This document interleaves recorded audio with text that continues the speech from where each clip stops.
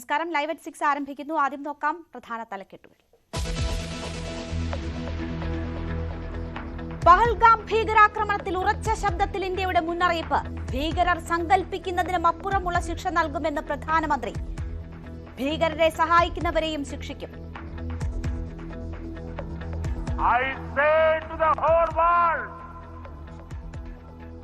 India will identify, track and punish every terrorist and their backers.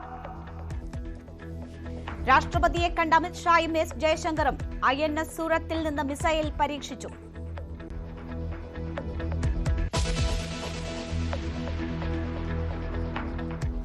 തിരിച്ചടി നടപ്പാക്കി തുടങ്ങിയ India. Pak പൗരന്മാരുടെ എല്ലാ വിസകളും റദ്ദാക്കി. ഞായറാഴ്ചയ്ക്കുള്ളിൽ രാജ്യം വിടണം.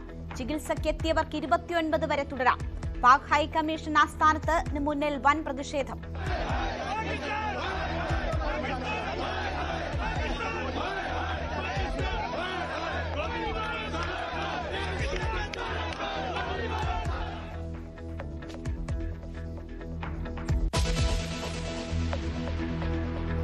നടപടികളെടുത്ത് പാകിസ്ഥാനും വ്യോമാതിർത്തി അടയ്ക്കും. ഷിംല കരാർ മരവിപ്പിക്കും. വ്യാപാര കരാർ റദ്ദാക്കും.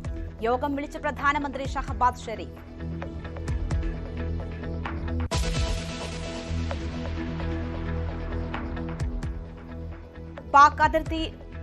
പഞ്ചാബ് അതിർത്തിയിൽ BSF ജവാൻ പാക് കസ്റ്റഡിയിൽ.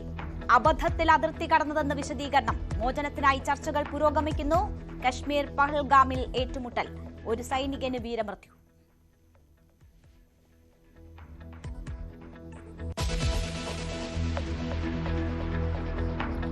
നടുക്കുന്ന ഓർമ്മകൾ പങ്കുവെച്ച് കൊല്ലപ്പെട്ട N രാമചന്ദ്രന്റെ മകൾ. അച്ഛനെ വെടിവെച്ച് കൊന്നത് കൺമുന്നിൽ. സഹോദരന്മാരെ പോലെ 2 കശ്മീരി യുവാക്കൾ തന്നെ കാത്തു. ഞാൻ അച്ഛാന്ന് ഉറക്ക വിളിച്ച ആ ഷോട്ടിൽ, ഗൺ ഷോട്ടിൽ അച്ഛാന്ന് ഉറക്ക വിളിച്ച് ഞാൻ അച്ഛനെ കെട്ടിപ്പിടിച്ചിരിക്കുമ്പോൾ എൻ്റെ മക്കൾ അലറിയ ആ ഒരു ഇതിലാണ് I came to my senses. രാമചന്ദ്രന്റെ സംസ്കാരം നാളെ.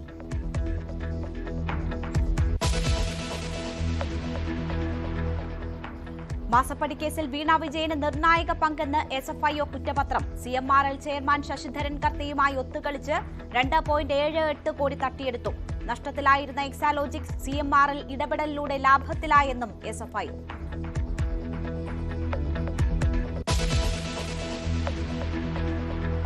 ഷൈൻ ടോം ചാക്കോയെ ചൊല്ലി സിനിമാ സംഘടനകളിൽ ഭിന്നത. ഷൈനെ മാറ്റി നിർത്തില്ലെന്ന ഫെഫ്ക നിലപാടിനെതിരെ നിർമ്മാതാക്കളും മോണിറ്ററിംഗ് കമ്മിറ്റിയും. വിമർശിക്കുന്നവർക്ക് പറഞ്ഞത് മനസ്സിലായില്ലെന്ന് B ഉണ്ണികൃഷ്ണൻ. ഹൈബ്രിഡ് കഞ്ചാവ് കേസിൽ കൂടുതൽ പേർക്ക് എക്സൈസ് നോട്ടീസ്. ഷൈനെതിരായ ലഹരി കേസ് അന്വേഷിക്കാൻ പ്രത്യേക സംഘം.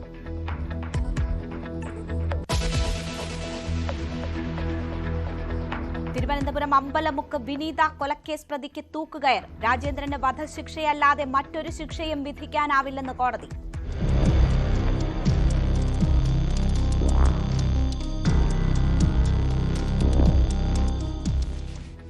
തിരുവാതുക്കൽ ഇരട്ടക്കൊലക്കേസിൽ പ്രതി ലക്ഷ്യമിട്ടത് വിജയകുമാറിനെ മാത്രം. മീരയെ കൊന്നത് ശബ്ദം കേട്ടുണർന്നതുകൊണ്ടെന്ന് മൊഴി. കർണാടകയിൽ മലയാളി കഴുത്തറുത്ത് കൊല്ലപ്പെട്ട നിലയിൽ.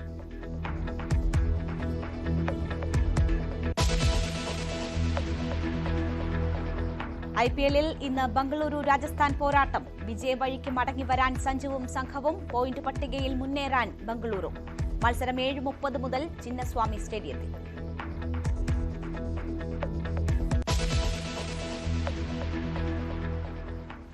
വാർത്തയിലേക്ക് വിശദമായി. പഹൽഗാം ഭീകരാക്രമണത്തിൽ ഉറച്ച ശബ്ദത്തിൽ ഇന്ത്യയുടെ മുന്നറിയിപ്പ്. ഭീകരാക്രമണം രാജ്യത്തിന്റെ ആത്മാവിനേറ്റ മുറിവെന്ന് പ്രധാനമന്ത്രി നരേന്ദ്രമോദി. ഭീകരവാദികളെ വെറുതെ വിടില്ല. ഈ ഭീകരാക്രമണം നടത്തിയവർക്കും ഗൂഢാലോചന നടത്തിയവർക്കും കടുത്ത ശിക്ഷ ലഭിക്കുമെന്നും അവർക്ക് സങ്കൽപ്പിക്കാൻ പോലും കഴിയാത്ത തിരിച്ചടി നൽകുമെന്നും നരേന്ദ്രമോദി മുന്നറിയിപ്പ് നൽകി. I say to the whole world, India will identify, track and punish every terrorist and their backers. We will pursue them to the ends of the earth. India's spirit will never be broken by terrorism. Terrorism will not go unpunished. Every effort will be made to ensure that justice is done. The entire nation is firm in this resolve.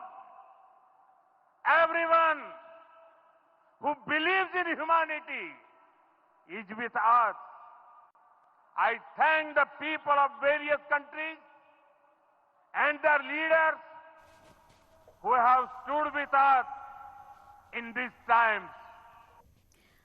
ജമ്മുകാശ്മീരിലെ പഹൽഗാമിൽ നടന്ന ഭീകരാക്രമണത്തിന്റെ പശ്ചാത്തലത്തിൽ കേന്ദ്ര സർക്കാർ വിളിച്ച സർവകക്ഷി യോഗം അല്പസമയത്തിനകം ചേരും. കേന്ദ്ര ആഭ്യന്തരമന്ത്രി അമിത്ഷായും പ്രതിരോധ മന്ത്രി രാജ്നാഥ് സിംഗും വിവിധ രാഷ്ട്രീയ പാർട്ടികളുടെ നേതാക്കളും യോഗത്തിൽ പങ്കെടുക്കും. ജമ്മുകാശ്മീർ മുഖ്യമന്ത്രി ഒമർ അബ്ദുള്ള വിളിച്ച സർവകക്ഷി യോഗം കശ്മീരിൽ തുടരുകയാണ്. അതിനിടെ അമിത്ഷായും എസ് ജയശങ്കറും രാഷ്ട്രപതിയെ കണ്ട് സ്ഥിതിഗതികൾ വിശദീകരിച്ചു. പാകിസ്ഥാനിൽ നിന്നുമുള്ള ഏത് തരം ആക്രമണത്തെയും നേരിടാൻ മിസൈൽ പരീക്ഷണം നടത്തി ഇന്ത്യ. നേവിയുടെ INS സൂറത്തിലാണ് മിസൈൽ പരീക്ഷണം നടന്നത്. പാക് നടൻ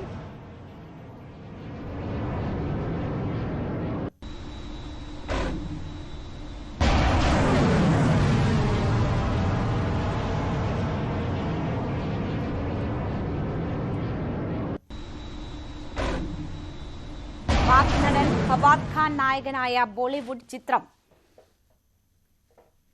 അബിൽ ഗുലാലിന് ഇന്ത്യയിൽ പ്രദർശനാനുമതി നിഷേധിച്ചേക്കും.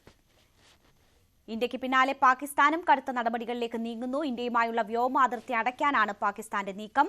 ഷിംല കരാർ മരവിപ്പിക്കാനും വ്യാപാര കരാർ റദ്ദാക്കാനും പാകിസ്ഥാൻ തീരുമാനിച്ചു.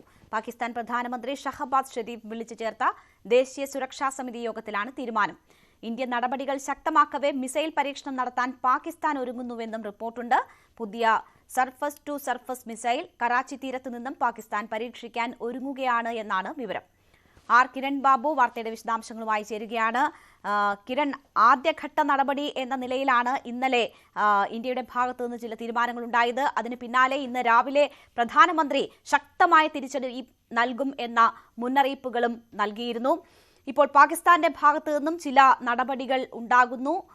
എന്തൊക്കെയാണ് അതിന്റെ ഇംപാക്റ്റുകൾ എന്നാണ് മനസ്സിലാക്കുന്നത്? ഒപ്പം സർവകക്ഷി യോഗത്തിന്റെ വിശദാംശങ്ങൾ. രേണുക, ഇന്ത്യ ഇങ്ങനെ ഒരു തീരുമാനം ശക്തമായി തന്നെ എടുക്കുമ്പോൾ സ്വാഭാവികമായും പാകിസ്ഥാന്റെ ഭാഗത്തു നിന്നും മറിച്ചൊരു പ്രതികരണം ഉണ്ടാകുമെന്ന് ഇന്ത്യ പ്രതീക്ഷിച്ചിരുന്നത് തന്നെയാണ്. പ്രത്യേകിച്ച് ഇന്ത്യ സിന്ധു നദീജല കരാറാണ് സസ്പെൻഡ് ചെയ്തെങ്കിൽ പാകിസ്ഥാൻ ഇപ്പോൾ ഷിംല കരാർ ആണ് സസ്പെൻഡ് ചെയ്തിരിക്കുന്നത്. പക്ഷേ അങ്ങനെ ഒരു സിന്ധു നദീജല കരാർ സസ്പെൻഡ് ചെയ്താൽ ഉണ്ടാകാവുന്ന ഇമ്പാക്റ്റ് പോലെ അങ്ങനെ വലിയൊരു ഇമ്പാക്റ്റ് ഉണ്ടാവേണ്ട ഒരു കരാറല്ല ഷിംല കരാർ. ഷിംല കരാർ പ്രധാനമായും ഇന്ത്യ പാക് യുദ്ധത്തിന്റെ കാലത്ത് ബംഗ്ലാദേശിനെ മോചിപ്പിക്കുന്നതുമായി ബന്ധപ്പെട്ട് ബംഗ്ലാദേശിനെ ഒരു സ്വതന്ത്ര രാഷ്ട്രമായി അംഗീകരിക്കുന്നതും ഇന്ത്യ ആ സമയത്ത് ഇന്ത്യൻ തടവിലായിരുന്ന ഇന്ത്യൻ പിടിച്ചെടുത്ത പാകിസ്ഥാൻ തടവുകാരെ വിട്ടയക്കുന്നതുമായൊക്കെ ബന്ധപ്പെട്ട കരാർ കൂടിയായിരുന്നു. അതിന് ചില രണ്ട് രാജ്യങ്ങൾ തമ്മിലുള്ള ബന്ധത്തിലെ ചില പ്രധാനപ്പെട്ട വിഷയങ്ങളൊക്കെ പറയുന്നുണ്ടെങ്കിലും പെട്ടെന്ന് അതിന് ഏതെങ്കിലും തരത്തിൽ ഇന്ത്യയെ ബാധിക്കുകയോ അല്ലെങ്കിൽ പാകിസ്ഥാൻ ഏതെങ്കിലും തരത്തിൽ അങ്ങനെ ബാധിക്കുകയോ ഒന്നും ചെയ്യുന്ന ഒരു കരാറല്ല. ഇന്ത്യ ഒരു പ്രധാനപ്പെട്ട കരാർ റദ്ദാക്കിയപ്പോൾ ഞങ്ങളും പ്രധാനപ്പെട്ട ഒരു കരാർ റദ്ദാക്കുന്നു എന്നതിനപ്പുറത്തേക്ക് അങ്ങനെ ഒരു ഇന്ത്യയെ ഏതെങ്കിലും തരത്തിൽ സമ്മർദ്ദത്തിലാക്കുന്ന ഒരു കരാർ ലംഘനമല്ല. നമ്മൾ അങ്ങോട്ട് ഒരു കാര്യം ചെയ്തപ്പോൾ അവരും തിരിച്ചു ചെയ്തു എന്നതിനപ്പുറത്തേക്ക് അതിന് ഒരു ഗൗരവം ഇന്ത്യ സർക്കാരും ആ തരത്തിലേക്ക് കാണാൻ വഴിയില്ല. മറ്റൊന്ന് പാകിസ്ഥാൻ ചെയ്തിരിക്കുന്നത് വ്യോമാതിർത്തി അടയ്ക്കുക എന്നുള്ളതാണ്. ഇന്ത്യൻ വിമാനങ്ങൾക്ക് ഇനി ഇന്ത്യൻ യാത്രാ വിമാനങ്ങൾക്കടക്കം പാകിസ്ഥാന്റെ വ്യോമ മേഖലയിലൂടെ യാത്ര ചെയ്യാൻ കഴിയില്ല. ചിലപ്പോൾ ചില വിമാനങ്ങൾക്ക് കൂടുതൽ ദൂരം സഞ്ചരിക്കേണ്ടി വരും എന്നതിനപ്പുറം അതും അങ്ങനെ ഇന്ത്യയെ സംബന്ധിച്ച് ഒരു വലിയ പ്രശ്നമായി മാറുന്ന ഒരു തീരുമാനമല്ല പാകിസ്ഥാന്റെ ഭാഗത്തു നിന്ന് ഉണ്ടായിരിക്കുന്നത്. മറ്റൊന്ന്, പാകിസ്ഥാനിലുള്ള ഇന്ത്യക്കാരുണ്ട്. ഇന്ത്യയിലെയും പാകിസ്ഥാനിലെയും ഒക്കെ ആളുകൾ പാകിസ്ഥാനിലുള്ള ആളുകളാണ് കൂടുതൽ ഇന്ത്യയിൽ ഉള്ളത്, അല്ലെങ്കിൽ ഇന്ത്യക്കാണ് കൂടുതൽ പേർ വിസയിലുള്ളത്. പക്ഷേ പാകിസ്ഥാനിലും സമാനമായ രീതിയിൽ അതിർത്തി ഗ്രാമങ്ങളിലൊക്കെ കഴിയുന്ന പലർക്കും ആ തരത്തിൽ ബന്ധുക്കളൊക്കെ ചിലപ്പോൾ പാകിസ്ഥാനിലായിരിക്കും, മറ്റു ബന്ധുക്കൾ ഇന്ത്യയിലായിരിക്കും. അങ്ങനെയൊക്കെയുള്ള നൂറുകണക്കിന് ആളുകളുണ്ട്. ഇത്തരം വിസകളെല്ലാം തന്നെ പാകിസ്ഥാനും പൂർണ്ണമായും ഒഴിവാക്കിയിരിക്കുകയാണ്. അങ്ങനെ ആളുകളെല്ലാം അവർ തിരിച്ചു അയക്കുകയാണ്. അത് അതിർത്തിയെ സംബന്ധിച്ച് അതിർത്തിയിൽ രണ്ട് സ്ഥലങ്ങളിലും ബന്ധുക്കളുള്ള അല്ലെങ്കിൽ വീടുകളുള്ള ആളുകളെയൊക്കെ സംബന്ധിച്ച് അത് ചിലപ്പോൾ സ്വാഭാവികമായും പ്രശ്നമുണ്ട്. അത് എല്ലാ യുദ്ധ സമയത്തും അത്തരം വിഷയങ്ങളൊക്കെ ഉണ്ടാകുന്നത് തന്നെയാണ്.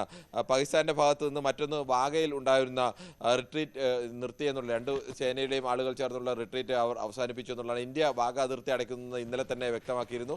സ്വാഭാവികമായും പാകിസ്ഥാനും വാഗ അതിർത്തി ഇന്ത്യ ഒരു ഭാഗത്ത് അതിർത്തി അടച്ചു കഴിഞ്ഞാൽ മറുഭാഗത്ത് അതിർത്തി തുറന്നു വെക്കുന്നതിൽ പിന്നീട് അർത്ഥമില്ല. അവരും അവരുടെ അതിർത്തി അടയ്ക്കുന്നു എന്നുള്ളതാണ്.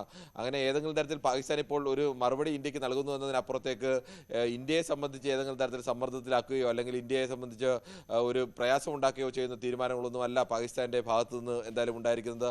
അത്തരം തീരുമാനങ്ങളൊക്കെ പാകിസ്ഥാൻ അങ്ങനെ എടുക്കാൻ, ഇന്ത്യക്ക് അങ്ങനെ വലിയ പ്രയാസം ഉണ്ടാക്കുന്ന തീരുമാനങ്ങൾ ഈ നയതന്ത്ര തലത്തിൽ എടുക്കാൻ ഇന്ത്യ പാക് ബന്ധത്തിൽ അങ്ങനെയുള്ള കരാറുകളൊക്കെ കുറവാണ്.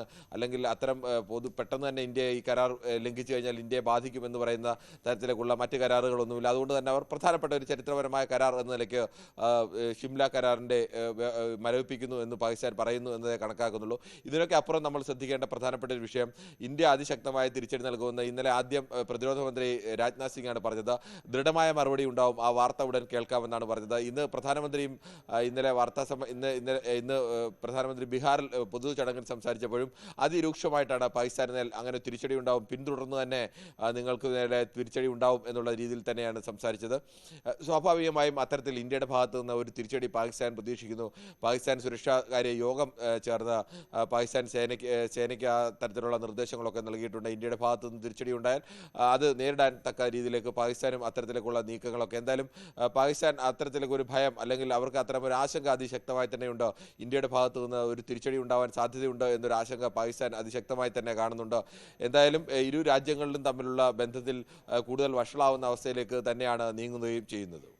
തീർച്ചയായും തിരിച്ചടി കൃത്യമായും ഉണ്ടാകും എന്ന സൂചന ഇന്ന് പ്രധാനമന്ത്രിയുടെ ഭാഗത്തു നിന്നും ഉണ്ടാകുന്നു. അദ്ദേഹം ഇംഗ്ലീഷിൽ പ്രത്യേകിച്ചും ലോകത്തിനുള്ള ഒരു സന്ദേശം എന്ന നിലയിൽ തന്നെ അത് വ്യക്തമാക്കുകയും ചെയ്തിരിക്കുകയാണ്.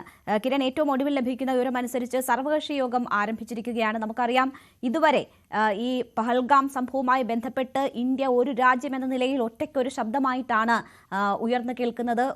ഭീകരതയ്ക്കെതിരെ രാജ്യം ഒന്നാണ് എന്ന സന്ദേശം നൽകുകയാണ്. സർവകക്ഷി യോഗത്തിൽ എങ്ങനെയായിരിക്കും സാഹചര്യങ്ങൾ? വിവിധ രാഷ്ട്രീയ പാർട്ടി നേതാക്കൾ പങ്കെടുക്കുന്നുണ്ട്. ഇന്റലിജൻസ് വീഴ്ച എന്ന തരത്തിലൊക്കെ ചില മുറുമുറുപ്പുകൾ ഉയരുന്ന സാഹചര്യമൊക്കെ നമ്മൾ കണ്ടിട്ടുണ്ട്. ഒരുപക്ഷെ അക്കാര്യങ്ങളിൽ ഒക്കെ രാഷ്ട്രീയ പാർട്ടികൾ അവരുടെ അഭിപ്രായങ്ങൾ പങ്കുവെക്കുമോ, അതോ ഒരു ഉറച്ച ഒറ്റയ്ക്കുള്ള ശബ്ദം തന്നെയാണോ പ്രതീക്ഷിക്കുന്നത്? രേണുക, പ്രധാനമായും ഈ വിഷയത്തിൽ ഇന്ത്യ സർക്കാർ എടുക്കുന്ന തീരുമാനങ്ങൾക്ക് ഒപ്പം നിൽക്കാനുള്ള ശക്തമായ തീരുമാനവും പിന്തുണയും തന്നെയാവും പ്രധാനപ്പെട്ട രാഷ്ട്രീയ പാർട്ടികൾ, കോൺഗ്രസ് അടക്കം പ്രതിപക്ഷത്തെ പാർട്ടികളെല്ലാം തന്നെ നൽകുക. കോൺഗ്രസിൽ നിന്ന് മല്ലികാർജ്ജുൻ ഖാർഗെയും രാഹുൽ ഗാന്ധിയും അടക്കമുള്ളവർ ഈ യോഗത്തിൽ പങ്കെടുക്കുന്നുണ്ട്. പക്ഷേ പ്രധാനമന്ത്രി ഈ യോഗത്തിൽ പങ്കെടുക്കുന്നില്ല. പക്ഷേ നേരത്തെ രേണുക ചോദിച്ച ചോദ്യങ്ങൾ, അത്തരം വിഷയങ്ങൾ സ്വാഭാവികമായും പ്രതിപക്ഷം ഉന്നയിക്കാൻ സാധ്യതയുണ്ട്. ഇത് ഇങ്ങനെ ഒരു ഭീകരാക്രമണം നടന്നത് ഇന്ത്യയുടെ അതിർത്തിക്ക് ഉള്ളിലാണ്, വളരെ ഉള്ളിലാണ്. അതിർത്തിയോട് ചേർന്ന സ്ഥലത്ത്, ഇന്ത്യ പാക് അതിർത്തി പങ്കിടുന്ന സ്ഥലങ്ങളിലൊന്നുമല്ല, ഏറെ ഉള്ളിലാണ് നടന്നത്. അത്തരമൊരു സ്ഥലത്ത് ഇങ്ങനെ ഒരു ഭീകരാക്രമണം നടന്നപ്പോൾ അതിൽ ഇന്റലിജൻസ് വീഴ്ചയില്ല എന്നുള്ള, അല്ലെങ്കിൽ അത് പരിഹരിക്കണം എന്നുള്ള മട്ടിലേക്ക്, അല്ലെങ്കിൽ ഒരു സർക്കാരിനെ കുറ്റപ്പെടുത്തുന്നതിനപ്പുറത്തേക്ക് പക്ഷേ ഈ വിഷയം യോഗത്തിൽ ഉന്നയിക്കാൻ സാധ്യതയുണ്ട്. ഇന്ത്യയുടെ ഭാഗത്ത് അങ്ങനെ വീഴ്ച ഉണ്ടെങ്കിൽ അത് പരിഹരിക്കണം എന്നുള്ള, അതോടൊപ്പം തന്നെ ഈ ഭീകരരെ ഇതുവരെ പിടികൂടാൻ കഴിഞ്ഞിട്ടില്ല, ആ വിഷയം അതിശക്തമായി തന്നെ പ്രതിപക്ഷ നേതാക്കളടക്കം ഉന്നയിക്കാൻ സാധ്യതയുണ്ട്. പക്ഷേ പൊതുവായി ഇന്ത്യയുടെ പൊതുവായ തീരുമാനങ്ങളിൽ ഇന്ത്യ ഒറ്റക്കെട്ടായി നിന്ന് ഇതിനെ നേരിടണം എന്നുള്ള തീരുമാനത്തിൽ എല്ലാ രാഷ്ട്രീയ പാർട്ടികളുടെ ഭാഗത്തു നിന്നും ഐക്യത്തോടു കൂടിയുള്ള തീരുമാനം ഉണ്ടാകും എന്നുള്ള സൂചന തന്നെയാണ് രാഷ്ട്രീയ പാർട്ടി പ്രതിപക്ഷ നേതാവ് രാഹുൽ ഗാന്ധി അടക്കം എല്ലാ പാർട്ടികളിലെയും നേതാക്കളുടെ ഭാഗത്തു നിന്നുണ്ടായ പ്രതികരണം. പ്രത്യേകിച്ച് കശ്മീരിലെ പ്രധാനപ്പെട്ട പാർട്ടികളുടെയൊക്കെ ഭാഗത്തു നിന്ന് ആ തുടക്കഘട്ടത്തിൽ ഇതിലെ ഇന്റലിജൻസ് വീഴ്ചയെ സംബന്ധിച്ചൊക്കെ ചില ആശങ്കകളൊക്കെ വന്നിരുന്നു. പക്ഷേ പിന്നീട് ആദ്യം അത് ഏറ്റവും ശക്തമായി പറഞ്ഞത് PDP നേതാവ് മെഹബൂബ മുഫ്തിയാണ്. പക്ഷേ മെഹബൂബ മുഫ്തി അടക്കം പിന്നീട് ആ വിഷയത്തിൽ തീരുമാനം ഇന്ത്യ പൂർണ്ണമായും ഈ വിമർശനങ്ങൾ മാറ്റിവെച്ചുകൊണ്ടുള്ള നിലപാട് തന്നെയാണ് അറിയിച്ചത്. അത്തരം ഒരു നിലപാട് തന്നെയാവും മിക്കവാറും എല്ലാ രാഷ്ട്രീയ പാർട്ടികളും അറിയിക്കുക എന്നാണ് പ്രതീക്ഷിക്കുന്നത്. കിരൺ, അതിനിടയിൽ തന്നെ ഒരു നിർഭാഗ്യകരമായ വാർത്തയുണ്ടാകുന്നുണ്ട്. അതിർത്തിയിൽ BSF ജവാനെ പാകിസ്ഥാൻ കസ്റ്റഡിയിലെടുത്തിരിക്കുന്നു എന്ന വാർത്തയാണ്. അബദ്ധത്തിൽ അതിർത്തി മുറിച്ചു കടന്നതിനാണ് പാകിസ്ഥാന്റെ ഈ നടപടി ഉണ്ടായിരിക്കുന്നത്. BSFന്റെ 182ാം ബറ്റാലിയനിലെ കോൺസ്റ്റബിൾ PK സിംഗിനെയാണ് പാകിസ്ഥാൻ റേഞ്ചേഴ്സ് കസ്റ്റഡിയിലെടുത്തത്. കിരൺ, എങ്ങനെയാണ് ഈ വാർത്തയുടെ വിശദാംശങ്ങൾ നമുക്ക് ലഭ്യമാകുന്നത്? അബദ്ധത്തിൽ സംഭവിച്ചതാണോ? ഈ ഒരു സാഹചര്യത്തിൽ ഈ ജവാനെ തിരിച്ചു കിട്ടുക എന്നത് എങ്ങനെയാണ് അതിന്റെ സാധ്യതകൾ കാണുന്നത്? രേണുക, ഇന്നലെ ആയിരുന്നു ഈ സംഭവം ഉണ്ടായത്. BSFന്റെ 182ാം BSF ബറ്റാലിയനിൽപ്പെട്ട ഒരു ജവാനാണ്. അദ്ദേഹം പട്ടാള യൂണിഫോം BSFന്റെ യൂണിഫോമിൽ തന്നെയായിരുന്നു. അദ്ദേഹത്തിന്റെ സർവീസ് റൈഫിളും ഒക്കെ കയ്യിലുണ്ടായിരുന്നു. അത് അബദ്ധത്തിൽ അതിർത്തി കടന്നു പോയതാണ് എന്നുള്ളതാണ്. പലപ്പോഴും ഇന്ത്യ പാക് അതിർത്തിയിൽ പല സ്ഥലങ്ങളിലും അങ്ങനെ കൃത്യമായ വേലികളോ അല്ലെങ്കിൽ മതിലോ അങ്ങനെയൊന്നും എല്ലാ സ്ഥലങ്ങളിലും ഒന്നുമില്ല. ഒരു അതിർത്തി ഇന്ന സ്ഥലത്താണെന്ന്, പക്ഷേ സാധാരണഗതിയിൽ അതിർത്തി രക്ഷാ സേനയിലെ ആളുകൾക്കൊക്കെ അറിയാം ഇത് അബദ്ധത്തിൽ പറ്റിപ്പോയതാണ്. അല്പം പാകിസ്ഥാനുള്ളിലേക്ക് കടന്നു. ഈ സമയത്താണ് പാക് റേഞ്ചേഴ്സിന്റെ കണ്ണിൽപ്പെടുകയും അവർ BSF ജവാനെ അവരുടെ കസ്റ്റഡിയിൽ എടുക്കുകയും ഒക്കെ ചെയ്തത്. എന്തായാലും ഇരു സേനയിൽ നിന്നും ഒരു ഫ്ലാഗ് മീറ്റിംഗിന് ഇന്ത്യ ആവശ്യപ്പെട്ടിട്ടുണ്ട്. പാകിസ്ഥാന്റെ ഭാഗത്തു നിന്ന് ഇതിൽ ഔദ്യോഗികമായ മറുപടി ഇതുവരെയും വന്നിട്ടില്ല. ഇങ്ങനെയൊക്കെ പലപ്പോഴും സംഭവങ്ങൾ ഉണ്ടാവാറുണ്ട്. പാക് റേഞ്ചേഴ്സിന്റെ ഭാഗത്തു നിന്നുള്ളവർ ഇന്ത്യൻ അതിർത്തിയിലേക്ക് കടക്കുകയും ഇന്ത്യൻ പട്ടാളക്കാർ പാക് അതിർത്തിയിലേക്ക് കടന്നു പോവുകയും അതുപോലെ തന്നെ ആളുകളുമൊക്കെ പാകിസ്ഥാനികൾ ഇന്ത്യയിലേക്കും ഇന്ത്യക്കാർ പാകിസ്ഥാനിലേക്കും ഒക്കെ അതിർത്തിയിലൊക്കെ കർഷകരൊക്കെ ആ തരത്തിൽ അല്ലെങ്കിൽ കാര്യങ്ങളെ മേയ്ക്കുന്ന ആളുകളുമൊക്കെ ആ തരത്തിലേക്കൊക്കെ കടക്കാറുണ്ട്. മനഃപൂർവ്വവും അല്ലാതെയും ഒക്കെ അത്തരം കടന്നുകയറ്റങ്ങൾ പലപ്പോഴും ഉണ്ടാവാറുണ്ട്. പക്ഷേ ഇതിപ്പോൾ സാധാരണഗതിയിലാണെങ്കിൽ ഇങ്ങനെ ഒരാൾ കടന്നു കയറിയാലും അവർ മുന്നറിയിപ്പ് നൽകുമ്പോൾ മടങ്ങിപ്പോരുക എന്നുള്ളതാണ്. ഇന്ത്യയിലേക്ക് കടന്നു കയറുമ്പോഴും ഇന്ത്യക്കാരും മുന്നറിയിപ്പ് നൽകുമ്പോൾ അവർ മടങ്ങിപ്പോവുക എന്നുള്ളതാണ് സാധാരണ നിലയിലൊക്കെ ഉണ്ടാകുന്നത്. അല്ലാതെ ഒരാൾ കടന്നു കയറി അന്നേരം തന്നെ അയാളെ വെടിവെച്ചിടുക എന്നുള്ള തരത്തിലേക്കൊന്നും സാധാരണഗതിയിൽ രണ്ടു രാജ്യങ്ങളും സ്വീകരിക്കാറില്ല. പക്ഷേ ഇതിപ്പോൾ അതീവ ടെൻഷൻ നിൽക്കുന്ന ഒരു സാഹചര്യമാണ്. ഇത്തരം ഒരു സാഹചര്യത്തിൽ ഇങ്ങനെ ഒരു കടന്നുകയറ്റം ഉണ്ടായപ്പോൾ പാകിസ്ഥാന് കയ്യിൽ കിട്ടിയ വലിയൊരു ആയുധം കൂടിയാണത്.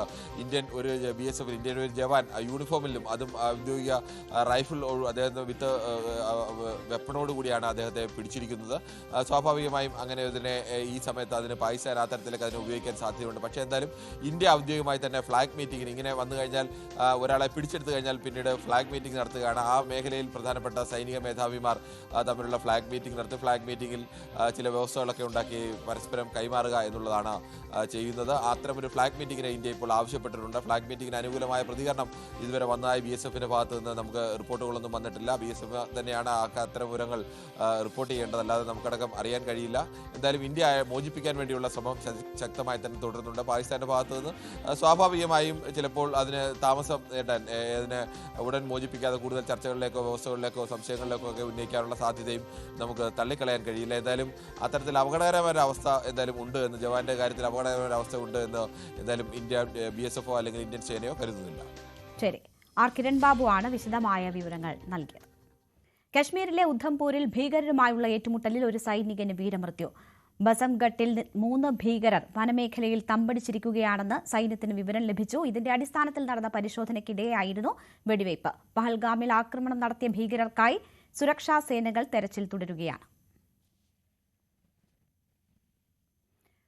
തന്റെ കൺമുന്നിലാണ് അച്ഛൻ വെടിയേറ്റ് മരിച്ചതെന്ന് കശ്മീരിൽ കൊല്ലപ്പെട്ട N. രാമചന്ദ്രന്റെ മകൾ ആരതി ആർ മേനോൻ. എങ്ങോട്ട് പോകണമെന്നറിയില്ലായിരുന്നു എന്നും അച്ഛൻ പഠിപ്പിച്ച പാഠങ്ങളാണ് അതിജീവനത്തിന് കരുത്തായതെന്നും ആരതി ന്യൂസ് 18നോട് പറഞ്ഞു. കൊല്ലപ്പെട്ട രാമചന്ദ്രന്റെ സംസ്കാരം നാളെ നടക്കും. കശ്മീരിൽ കൊല്ലപ്പെട്ട ശ്രീ N. രാമചന്ദ്രന്റെ മകൾ അദ്ദേഹത്തിനൊപ്പം ഉണ്ടായിരുന്ന നമുക്കൊപ്പം ചേരുകയാണ്. വലിയ പാടാണ് ഓർത്തെടുക്കുക എന്നത് തന്നെ. അദ്ദേഹത്തെ വളരെ സുപരിചിതനായിരുന്നു ഞങ്ങൾക്ക് എല്ലാവരും, ഇടപ്പള്ളിക്കാർക്ക് എല്ലാവർക്കും തന്നെ. തൊട്ടു മുന്നിൽ വെച്ചാണ് മരണമടയുന്നത്. അതെ, അച്ഛനിപ്പോൾ നിങ്ങൾക്ക് അറിയാമെന്ന് പറയണ പോലെ അച്ഛൻ ഒരു ബ്രേവായിട്ടും കാം ആൻഡ് ജെന്റിൽ ഒരു പേഴ്സൺ ആയിരുന്നു. അപ്പോൾ തീർച്ചയായും ഒരു മകൾക്കും ഇങ്ങനത്തെ ഒരു അവസ്ഥ വരരുത്. സ്വന്തം അച്ഛൻ, എല്ലാവർക്കും അറിയാം അച്ഛനും അമ്മയും ഒരു കാലം ഉണ്ടാവില്ല, പക്ഷെ ഇങ്ങനെ നമ്മുടെ മുമ്പിൽ വെച്ച് വെടിയേറ്റ് മരിക്കുക എന്നുള്ളത് ഒരു മകൾക്കും ഒരു ലോകത്തും നടക്കരുത്. അതിജീവിച്ചത് എനിക്ക് തോന്നുന്നു അച്ഛൻ പഠിപ്പിച്ച പാഠങ്ങൾ തന്നെയാണ്. അച്ഛൻ എപ്പോഴും പറയുക, എന്തെങ്കിലും ഒരു ക്രൈസിസ് വരുമ്പോൾ കിടന്ന് ബഹളം വെച്ച് കരയരുത്, അത് ആ ക്രൈസിസ് എന്താന്ന് മനസ്സിലാക്കി അടുത്ത സ്റ്റെപ്പ് എന്താന്ന് നോക്കുകയാണ് വേണ്ടത്, ബഹളം വെക്കരുതെന്നാണ് അച്ഛൻ പറയുക. പക്ഷെ ഞാൻ ആദ്യം ബഹളം വെച്ചിരുന്നു. ഞാൻ അച്ഛാന്ന് ഉറക്ക വിളിച്ച ആ ഷോട്ടിൽ, ആ ഗൺ ഷോട്ടിൽ അച്ഛാന്ന് ഉറക്ക വിളിച്ച് ഞാൻ അച്ഛനെ കെട്ടിപ്പിടിച്ചിരിക്കുമ്പോൾ എൻ്റെ മക്കൾ അലറിയ ആ ഒരു ഇതിലാണ് I came to my senses. ഞാൻ അമ്മയാണല്ലോ, എനിക്ക് എൻ്റെ മക്കൾ പറഞ്ഞു ലെറ്റ്സ് മൂവ് അമ്മ, ലെറ്റ്സ് മൂവ് എന്ന് പറഞ്ഞപ്പം പിന്നെ ഞാനൊന്നും ഓർത്തില്ല. കാരണം അച്ഛൻ ഇഞ്ചേർഡ് ആണെങ്കിൽ ഞാൻ നോക്കിയെന്നെ വല്ല ബ്ലീഡിങ് സ്റ്റോപ്പ് ചെയ്യാൻ സ്വെറ്റർ ഊരി എന്തെങ്കിലും വെച്ചിട്ട് I know that I cannot അച്ഛനെ കൊണ്ട് ഓടാനൊന്നും പറ്റില്ല. പക്ഷെ എനിക്കറിയായിരുന്നു അച്ഛൻ പോയി. അപ്പോൾ പിന്നത്തെ എൻ്റെ മക്കളെ സേവ് ചെയ്യുക എന്നുള്ളതാണല്ലോ. അമ്മയാവുമ്പോൾ നമ്മളെക്കാളും മക്കളെയും കൊണ്ട് ഞാൻ അച്ഛൻ പറഞ്ഞ പോലെ പാനിക് ആവാണ്ട് ചിന്തിച്ചു എങ്ങനെ പോകണം. അപ്പോഴാണ് ഈ അങ്ങോട്ട് പോകുമ്പോൾ പോണി റൈഡേഴ്സ് പറഞ്ഞതാണ് കുതിരയ്ക്ക് ഓർമ്മയുണ്ടാവും എങ്ങനെയാണ് പോയെന്ന്. അവരെന്നും പോണ കുതിരകളാണ്. അപ്പോൾ അവർക്ക് വഴി അറിയാം, അവരെ വഴി തളിച്ചു വിടണ്ട, അവർക്ക് വഴി അറിയാം. അപ്പം ഞാൻ മക്കളോട് പറഞ്ഞു, ലെറ്റ്സ് ഫോളോ ഈ കുതിരയുടെ ഫുഡ് സ്റ്റെപ്സ് ഫോളോ ചെയ്യാം. അങ്ങനെയാണ് ഞങ്ങൾ ഒരു ഏരിയ എത്തിയപ്പോൾ ഇത്രയും കൂടി ക്രൗഡായിട്ടുള്ള ആൾക്കാർ, എല്ലായിടത്തുനിന്നും ഓടി വരുന്ന ആൾക്കാരെയൊക്കെ കണ്ടു. പിന്നെ അവരുടെ കൂടെ ആ ഒഴുക്കിൽ അങ്ങനെ ഓടി പിന്നെ കുറച്ച് ഒരു അരമണിക്കൂർ 3/4 മണിക്കൂർ കഴിഞ്ഞപ്പോൾ താഴേക്ക് നമുക്കിങ്ങനെ ടൗണിൻ്റെ ഷെൽട്ടറൊക്കെ കാണാൻ തുടങ്ങി. അങ്ങനെ രക്ഷപ്പെട്ടു. നാളെയാണ് രാമേന്ദ്രന്റെ ഭൗതിക ശരീരം സംസ്കാര ചടങ്ങുകളും കാര്യങ്ങളും എല്ലാം തന്നെ നടക്കുന്നത്. പൊതുദർശനമടക്കമുള്ള കാര്യങ്ങൾ ക്രമീകരിച്ചിരിക്കുന്നത്. കൊച്ചിയിൽ നിന്ന് ക്യാമറമാൻ ധനേഷിനൊപ്പം ഡാനി പോൾ, ന്യൂസ് 18. ഇടവേളയ്ക്ക് ശേഷം മറ്റു വാർത്തകൾ.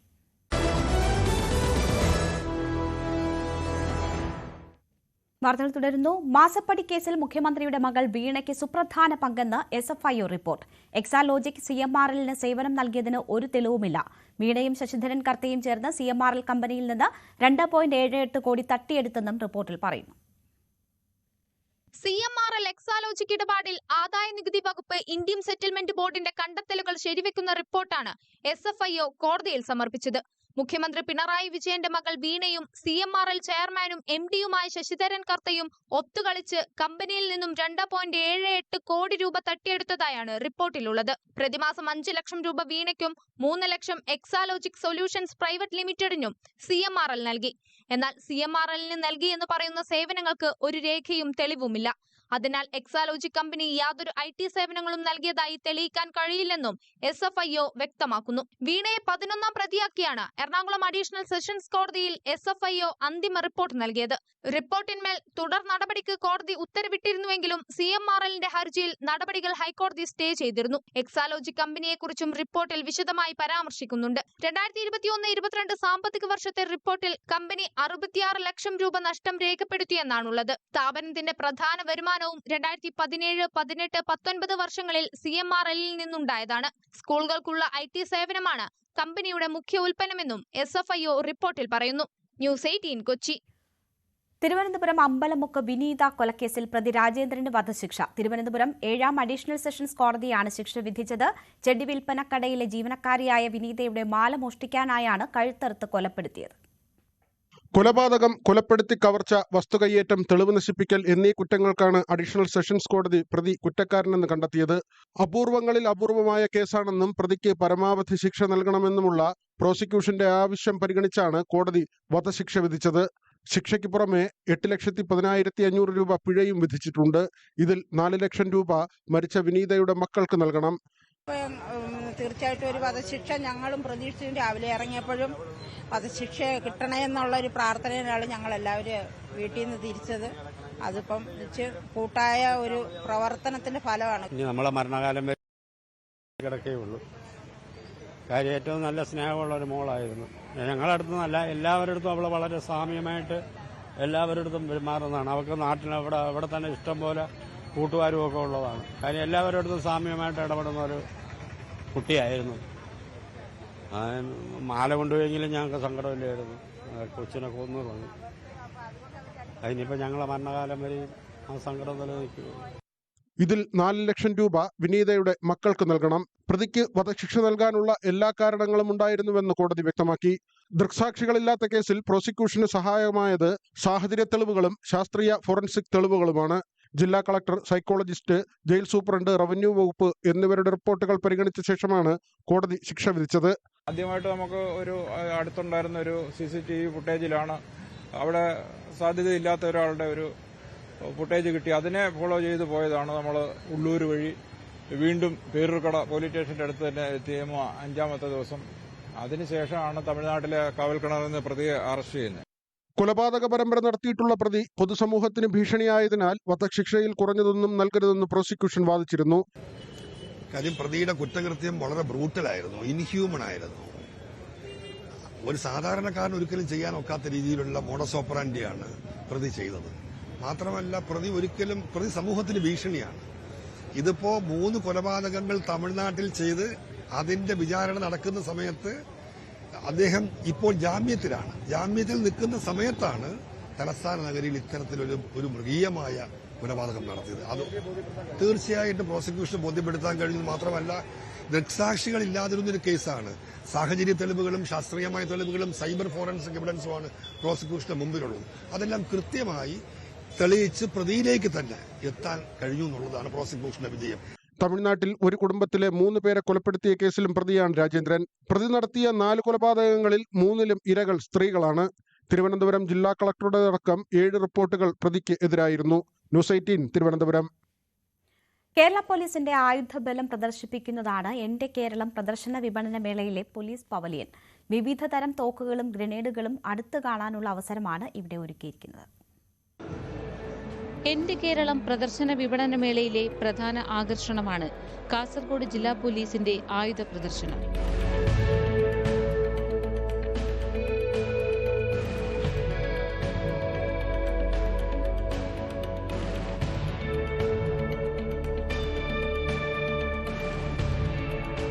പൊതുജനങ്ങളെ സേനയിലെ ആയുധങ്ങളെക്കുറിച്ച് ബോധവാന്മാരാക്കാനും യുവാക്കളെ സേനയിലേക്ക് ആകർഷിക്കാനും ലക്ഷ്യമിട്ടാണ് പോലീസ് പവലിയൻ ഒരുക്കിയത്. മുൻകാലങ്ങളിൽ ഉപയോഗിച്ചിരുന്നതും നിലവിൽ ഉപയോഗിച്ചുകൊണ്ടിരിക്കുന്നതുമായ 11 തരം തോക്കുകൾ പ്രദർശനത്തിനുണ്ട്. കൈത്തോക്കിന് പുറമെ കേരള പോലീസിന്റെ ബേസിക് വെപ്പണായ .303 മുതൽ ഓട്ടോമാറ്റിക് വെപ്പണായ ടാർ, ഇൻസാസ് തുടങ്ങിയവയും വിശദമായി പഠിക്കാനും കാണാനും അവസരമുണ്ട്. ഈ സെൽ ലോഞ്ചർ ഇവിടെ ആയിട്ടുണ്ട്. അതിലേക്ക് നമ്മൾ 6 നമുക്ക് ഫില്ല് ചെയ്യാൻ പറ്റും. അതേ ടൈമിൽ പല തരത്തിലുള്ള സെല്ലുകൾ ഇതിലേക്ക് ഫയർ ആയ ശേഷം നമുക്ക് ലോഡാക്കാം. ആ ലോഡാക്കിയിട്ട് നമുക്ക് എയിം എടുത്ത് നേരത്തെ കാണിച്ച പോലെ തന്നെ ഫയർ ചെയ്ത് ഫുള്ളായിട്ട് നമുക്ക് എടുത്ത് ഫയർ ചെയ്യാം.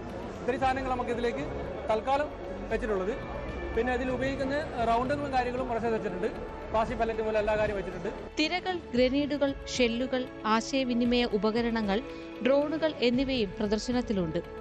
ASI Sujith, senior CPO Sreekanth, CPOമാരായ അനൂപ്, സജീഷ് എന്നിവരാണ് ആയുധങ്ങളെക്കുറിച്ചും ഉപകരണങ്ങളെക്കുറിച്ചും വിവരിച്ചു നൽകുന്നത്.